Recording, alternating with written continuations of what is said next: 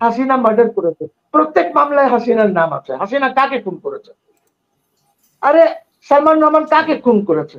আরে এদের বিরুদ্ধে আপনি আইন বানান, ইকোনমিক ক্রাইমস এর আইন বানান, অর্থনীতির ক্রাইমস যেগুলি ওরা করেছে ওইটার এগেইনস্টে ট্রাইব্যুনাল বানান। আপনি আপনি যান, কথা বলেন, যারা কাউন্টার করতে পারবে। আপনাকে স্ট্র্যাটেজি ঠিক করতে হবে। আর বাংলাদেশের শান্তি ফিরিয়ে আনার জন্য, বাংলাদেশের গণতন্ত্র এবং উন্নয়নের যাত্রাকে অব্যাহতি রাখার জন্য এবং অগ্রগতির চাকাকে আবার সচল করার জন্য বঙ্গবন্ধু তনয়া দেশরত্ন শেখ হাসিনাকে বাংলাদেশে এনে আবার আমরা দায়িত্ব তাকে ফিরিয়ে দিই, তার সম্মান তাকে আমরা ফিরিয়ে দিই।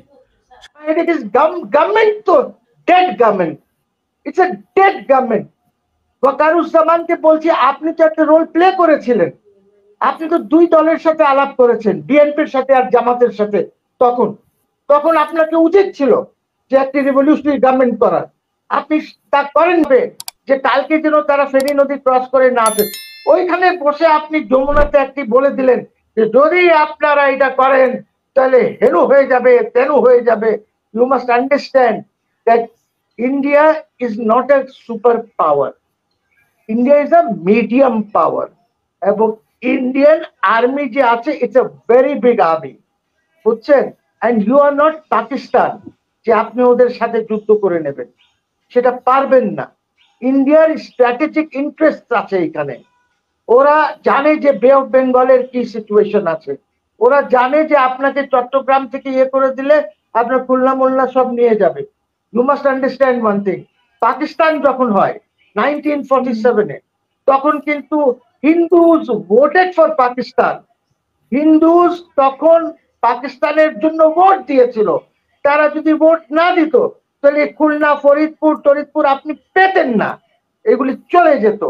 তো please don't underrate them, talk to the Hindus. আমি তো সেদিনও আমাদের যে গোবিন্দ প্রমাণিক আছে, ওকে একটা বক্তৃতা হচ্ছিল, ওইখানে আমি দেখলাম, ওকে ডেকে এনেছি যে প্লিজ কাম, এইখানে বসেন, আমাদের সাথে কথা বলেন। 3-4টা হিন্দু আমাদের সাথে বসে তারা বক্তৃতা করেছে, খুব ভালো কথা বলেছে তারা। ইসকন তো is a creation of the United States to create problems সবখানে, মুসলমানদের এখানে আর যেখানে হিন্দু আছে, লাইক ইন ইন্দোনেশিয়া, বালিতে প্রচুর হিন্দুজ আছে, ঠিক আছে? ওইখানে এরা যে ঢোল নিয়া হরে রামা হরে কৃষ্ণা, হরে রামা হরে কৃষ্ণা, আর দুইজন হাঁটে এই ঝুনঝুন ঝুনঝুন করে ওদের সাথে। আমি ইসকনকে কি করবেন, that's not my headache. My headache is government তো dead government, it's a dead government. ওয়াকারুজ্জামানকে বলছি, আপনি তো একটা রোল প্লে করেছিলেন। আপনি তো দুই দলের সাথে আলাপ করেছেন, বিএনপির সাথে আর জামাতের সাথে। তখন আপনাকে উচিত ছিল যে একটি রিভলিউশনারি গভর্নমেন্ট করার। আপনি তা করেন নাই। আপনি করেছেন সংবিধানের উপরে শপথ নিয়ে, বলে এরা শপথ নিয়েছে। এই স্টেটের সাথে ফ্রড কেন হচ্ছে? Why are you playing a fraud upon the state? বাবা, এটা 18 কোটির লোকের দেশ, এটা কেন করছেন আপনারা? আপনি এই গভর্নমেন্টকে ডিসমিস করেন। এই দেশের জনগণ হয়তো মিলিটারি গভর্নমেন্টকে একসেপ্ট করে নেবে, বাট এদেরকে একসেপ্ট করা মুশকিল। আপনার দেখেন ইকোনমি চলছে, কোনো ইকোনমিক অ্যাক্টিভিটিস আছে? Your mills are closing, your factories are closing, আপনার গার্মেন্ট ফ্যাক্টরিজ ক্লোজ হচ্ছে, অর্ডার্স নাই, কোনো কিছু নাই। ব্যাংকগুলি আবার, তারপরে বাংলাদেশ ব্যাংকের গভর্নর বলে আমি কোনো ব্যাংক বন্ধ করব না। আরে বাবা, বন্ধ করতে হবে।